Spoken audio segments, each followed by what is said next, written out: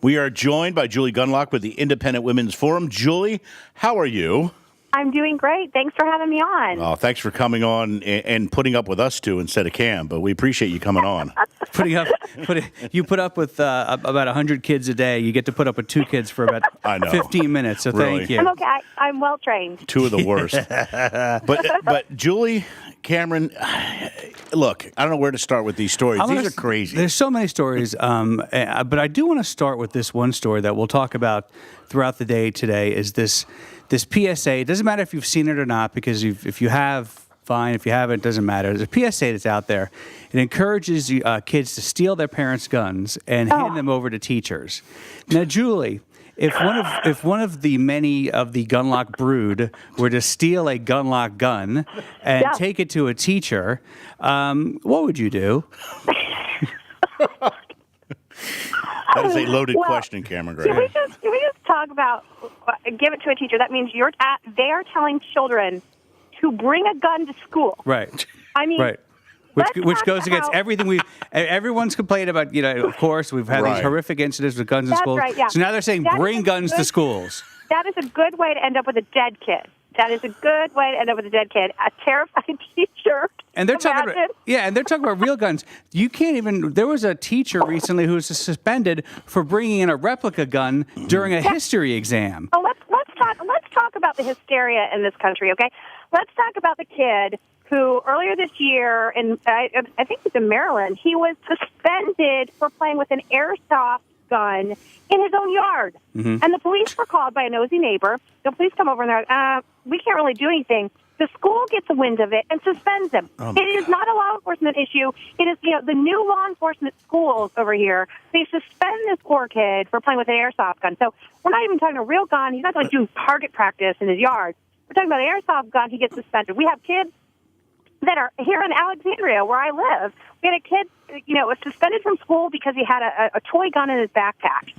Kids are getting suspended for, gnawing, holding their fingers in the gun position or gnawing a Pop-Tart into a gun shape. I mean, we have such a alarmist attitude about this stuff. Can you imagine advising children to walk in with the real thing? Well, I mean, the only sensible thing about this story is if you go to the YouTube page of the video, the thumbs down versus the thumbs up. The thumbs down is by far is overwhelming. How, people understand the stupidity of this message. But it's also, it really smacks of Nazism. That whole turn your parents in. Yeah. Tell on your parents. I mean, you had, during World War II and with the rise of Nazism, you had whole families broken apart. Some sent off to concentration camps because their kids were indoctrinated by this Nazi youth culture. This is the same kind of thing. It's creepy. It's so creepy. It makes enemies out of families. It's not just insane. It's actually creepy. Yeah, and it's so wrong. And I was even thinking, Cameron and Julie, about the whole thing like you're talking about, Julie, with the betrayal and the whole thing turning your kid into like a spy against you. But Cameron, you mentioned the other thing is you're so bad in your anti-gun paranoia that you're telling people to take a gun in. You're violating everything that you should believe in because you're and breaking laws in the meantime. Yeah, theft. Bring a gun to school. I mean, there's so much wrong with this argument. This is exactly where the left sees parents. That the real parent is the state, it's the school, the teacher, the school official, the school lunch lady. These are the true parents in the country. The parents, the family unit doesn't matter because you see it all the time with school lunches. School lunches really, packed lunches are not as healthy because, some stupid parent might put a Twinkie in a lunchbox. And because of government regulations, no lunch lady's ever going to give anyone something tasty. So they're much healthier. I mean, you see this all the time. It's constant beating down of parents. Parents don't matter. Just step aside. Let the government take over. I mean, whether it's, encouraging women to drop their 3-month-old off at daycare so they can quickly get back to work. I mean, the kid doesn't matter. This is like the feminist narrative to parents being told, just don't even bother feeding your kid. We got it. Breakfast, lunch, and dinner is right here at school. Parents, this is totally in line with the left view of parents. Well, of course, the bringing your gun to school is, as you said, it's creepy, it's stupid, it's scary, it's ridiculous. But it is a good segue to something that you and Cam talk about a lot on this show, just about the nanny state, about how the school wants to be the parent. Of course, the New York Times has this title. You would expect nothing less. Why cafeteria food is the best. This goes exactly to what you've been saying, Julie, all along. This idea that the school knows better, the state knows better. Why cafeteria food is the best is pretty much saying, hey, you know what, parents? We know better than you. You don't know what you're putting in your lunch boxes. In the meantime, I would guess, I haven't looked, but I would guess that the New York Times doesn't have an article about hashtag thanks Michelle Obama with pictures of gruel and a carrot stick. And what kids are actually doing? Kids are starving themselves all day. They might grab something on the way to school. They starve themselves. And sometimes, actually, I've heard that the breakfast offerings tend to be a little bit better. So they might have the full breakfast, and they starve themselves all day. And at 3:30, that bell goes off, and they are straight at a convenience store. They're at a 7-Eleven. They're at a gas station. They're running to the local McDonald's. I mean, you should see the McDonald's at 4 o'clock near my house. It is overrun, which I never enter the building because it is, honestly, it's all teenagers, and they're loud, and they're crazy, and they're starving. And they're starving. Their blood sugar is so low, and yet they're just like, they're totally hyped up because they want this food. So, I mean, what Michelle Obama's program has essentially done is it's taken kids whose parents do not feed them, do not feed them a lunch, do not pack them a lunch, and it's taught them that the school lunch isn't going to be any good. So now it strengthens these children's relationship with convenience stores and fast food, which I thought was the exact opposite of what we were trying to accomplish here. Right. I mean, and what's so frustrating is, the newspaper of choice. I mean, maybe they could do a teeny tiny bit of research and look at the actual research behind childhood obesity, right? Because, ostensibly this is what we're supposed to be fighting, is childhood obesity. If you do a Google search, I mean, it is so easy to find the research on this. The only way to get kids to eat healthy is if parents are more involved. Now, I know parents, some parents, they have kids to work at 6 a.m., they got to drop their kids off at school, and they may not have the money, although I think that's kind of baloney with all the services and SNAP benefits and other things that parents can get nowadays. Mm-hmm. And they can make their kids, I mean, I'm sorry, it is not hard to slap a piece of turkey in between two pieces of bread.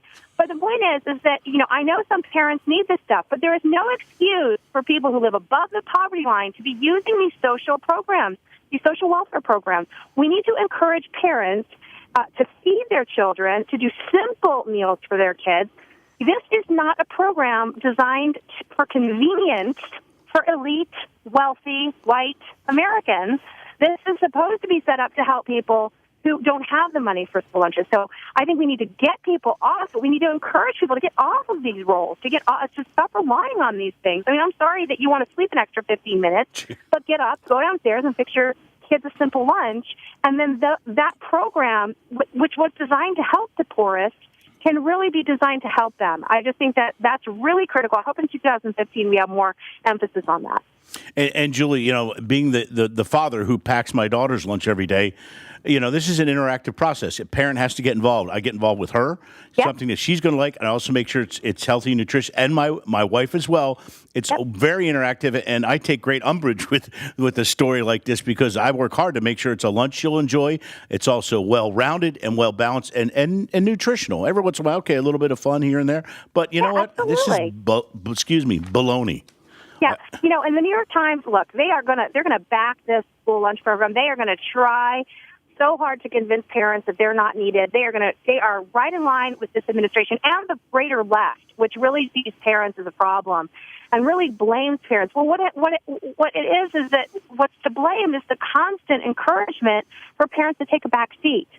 You're absolutely right. I put treats in my kids' lunch, and how dare some government official or even some New York Times writer suggest that my meal isn't as good. I know that my kids are eating a lot of vegetables at dinner. They get vegetables in their lunch, but I might put a treat in there, and that's my prerogative. I know what my kids are eating. It's just disgusting how parents are treated, how they're framed in the media and by government officials. Parents can do a lot for their kids, and that is what should be encouraged. You know, we go back to, Hillary's book, It Takes a Village.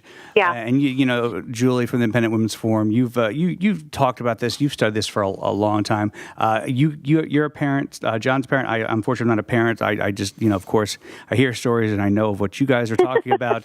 And I'm grateful to have 2 fur babies, and that's all I can handle. I could not handle children. I'm not a kid person. But saying that, Julie, tracing it back, at what point did the state become the better parent to the left? I mean, I think it always, but when did this meme and this theme become so prominent to where the New York Times, as of yesterday, is writing, why cafeterias food is best? Why is the government a better parent than a parent? Well, look, you can take it back all the way to Johnson's, Great Society. I mean, you can take it way back. You could go back to the Kennedy administration.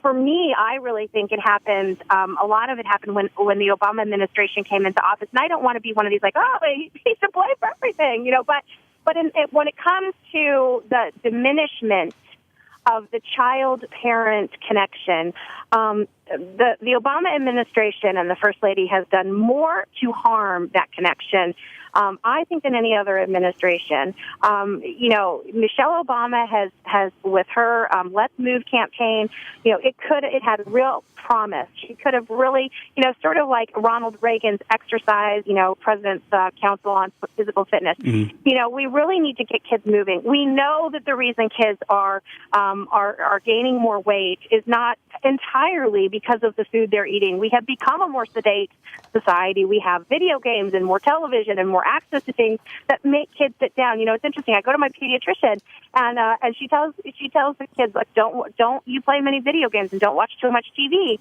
And the kid said, yeah, Mom always says it rots our brains.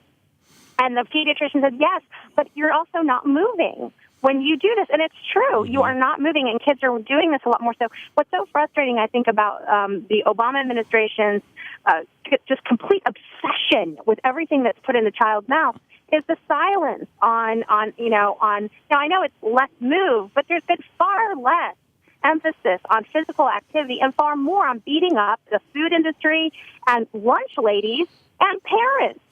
They are not entirely to blame for this problem. We need a lot more emphasis on other things. Michelle Obama had a great opportunity that she wasted. So I would say it's a more recent development. All right. So let's go on to our next story. You talk about Let's Move. The NFL has Play 60, let your kids play outside. Right. A story that we've seen, unfortunately, a few times in the past. This is from Reason, from your friend and our former guest, Lenora Skenazy. CPS threatens dad, let your kids play outside, and we'll take them away. This is from the neighboring state here in Virginia of Maryland, the wonderful socialist state that it is. Yes. This is another issue, and we don't have to talk the whole story, but pretty much, we're seeing parents being threatened with their kids being outside, and it's so bad that to go into the story, kids were picked up in a patrol car and brought home. Policewoman asked to see the husband's ID. When he refused, she said she was going to call for backup. He said he would get his ID and go upstairs. She said in front of the kids, if he came downstairs with anything else, shots would be fired. Now listen, I have Cameron, give the age of these kids. The kids were 6 and 10. These weren't toddlers. 6 and 10. I remember when I was between 6 and 10, growing up on Long Island. If I was home after school, I'd be in trouble. You were not allowed to be. They didn't. My mom. If my mom saw me Sunday after school, I would have probably got punched in the eye. I was going to be outside, and I was going to play 60 or play 360 or 420, whatever it took, as many minutes as I needed to be outside before sundown or before dinner. But now having your children, a 10-year-old, I could see maybe like a 4 or 6-year-old maybe, but a 10-year-old being outside is now seen as a criminal act. Look, when did we get so nuts? It is the criminalization of parents and the nosiness of other parents, and because I don't know. I know Lenore had written about it before. This is an update. I read the update. I don't know if this was called in, if someone complained, like the case this summer where a manager at McDonald's, allowed her daughter with a cell phone to play in a park, and a bunch of rich, snotty moms were like, this isn't right. And then Right. the mother got arrested in front of the child. It was a horrible, horrible, horrible case. So I don't know if someone complained, but what that police officer did by going to the house and in front of those children suggesting that she was going to shoot him is so beyond wrong. I honestly, it is so enraging. Yeah. And again, this park was 2 blocks away. That is a 10-year-old child. I have a 7, 6, and 4-year-old. I would let them play Right. by themselves. And the reason is because I know my children. I know they understand the boundaries of where they're allowed to play. I know they understand how to get home. This is I don't do it often because frankly I'm afraid of someone doing just that and me getting arrested. So I don't do it here in this city. But it really is terrible that we're taking away the freedom. This is another reason, as you said, as you had this great segue. This is the reason kids are getting fat, because parents don't have necessarily the time to stand there and stare at their children. I mean, it would be lovely if we all were as rich as Michelle Obama and we could afford a nanny to accompany our kids to the park to stand there and watch their every move. But parents don't. They have things to do. They have laundry. They have things to catch up on. And to let your kids go play in a park 2 blocks away, Yeah. and it's absolutely horrible. And again, it's sort of the elite that are making these rules that no one can keep up with. And we need to remember, you need to trust parents to make decisions based on that child. I mean, there can't be any rules. If a 4-year-old is incredibly, maybe I'm going crazy with a 4-year-old, but Right. but like if there's a 6-year-old who's incredibly bright, knows way around, very independent, wants to go play, you really need to let that parent make that decision and not make these arbitrary rules about when we let our child play in a park. But I just don't understand. So you have governments who want to feed your children and tell them what to eat, but then you also and then Michelle Obama is good for her. She's telling people to get exercise but at the end of the day, is she saying run in place in the living room? I mean, because you can't get exercise. It seemingly you can't get exercise out in a park 2 blocks away, or Right. you're going to get arrested. So what message what are you parents supposed to get from all this? Treadmill I'm in gonna front of do the that video today. game. I'm going to do that today with my 3 kids. You just I'm have gonna run in make them place? I'm going to make them run in place. I'm going to pay them each $1 to run in place for 30 minutes. And you know what? Take a vine of it and then do hashtag thanks Michelle Obama. While they're crying. I'm going to make sure they're crying. I'll make them do those wall stands, where when you get in trouble in junior high and they make you sit on the, anyway. That's right. Yeah. Calisthenics, I think you make a great point. And, the thing that's, again, so frustrating for people is they can't win. Parents can't win. Right. Here we are being told all the time, you really need to get your kids outside and really make sure that they're not watching television or playing with the Wii all the time. And then when you do that, you're told, but you have to be standing over them Right. at all times and watching everything. These are expectations nobody can meet unless you're very well off, you don't work, you can afford a nanny because you do need to work. I mean, if you watch the NFL Play 60, you need an NFL player supervising the children's play. That'd be kind of cool. Then you could be outside. Then I would be there with them. It would be cool. Yeah, I would be but there with them, that's too. pretty much it. I remember George Will writing this piece about this sort of modern pop music and modern sort of pop culture, and talking about how people need to understand there's a generation of people who think they live on Mars now. Like seeing Lady Gaga in a meat dress, they're confused. It confuses them, right? Right. And seeing some this open sex on television is very confusing to some people. Okay, they genuinely are confused. And so George Will was kind of saying give them a break. This isn't normal for a whole generation of people. I think a lot of people also in the parenting world feel like this. This isn't normal. I'm suddenly in a different world where I'm supposed to, it's different from the way I grew up. It's different from the way my mom raised me. And I think there's a lot of people who had great upbringings where they were independent, where there were definite rules. But as you say, after school, my mom didn't want to see me. Believe me, I don't really want to see my children after school either, which is terrible because they've been away for 8 hours. But, I want them to play. I want them to run around. I want them to get some of the energy out. And yet we're being told that, they're in some sort of danger. People need to remember crime is down, violent crime is down, crime against children is down. Every indicator tells you there is not much to be afraid of. yet we are living we are probably the most scared we've ever been as a society. It's a real. Lenore Eskenazi is the best on this. She's wonderful, reassuring people, on parenting issues. We need more like her, but unfortunately, I think when you have leaders like city officials and police officers coming to your door and threatening you and intimidating you, I mean, it even affects me, and I know that people are going to be safe, but it even makes me nervous to let my kids play alone because I don't want to get in trouble. Julie Gunlock, wow. Merry Christmas. Merry Christmas. I can go drink now. A lot to digest there. Don't buy your kids any outside toys. Yes. Duct tape them to the couch, please. All right. Well, thank you so much for having me on, and Merry Christmas. Thank you, Julie, for everything this year. Julie Gunlock with the Independent Women's Forum.